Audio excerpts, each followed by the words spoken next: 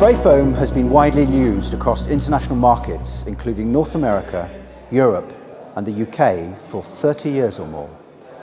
But it has been in the news here quite recently, following a discredited and inaccurate report which was published a couple of years ago. Unfortunately, although the report was withdrawn, it gained some traction and created a culture of doubt and confusion around properties with spray foam.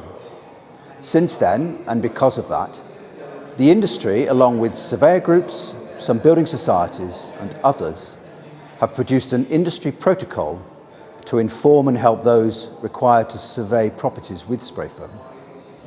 There does seem to be a more positive environment, and properties with spray foam are acceptable where it can be shown to have been professionally installed with all the necessary supporting paperwork, pre-installation inspection, and homeowner pack. Unfortunately, although I think we are past the worst, people are still being targeted by unscrupulous agents who frighten people into having the spray foam removed unnecessarily and at great expense. Our advice is do not remove the spray foam. This is very rarely necessary, but if you are unsure, seek professional advice. Information on the IMA website may also be able to help.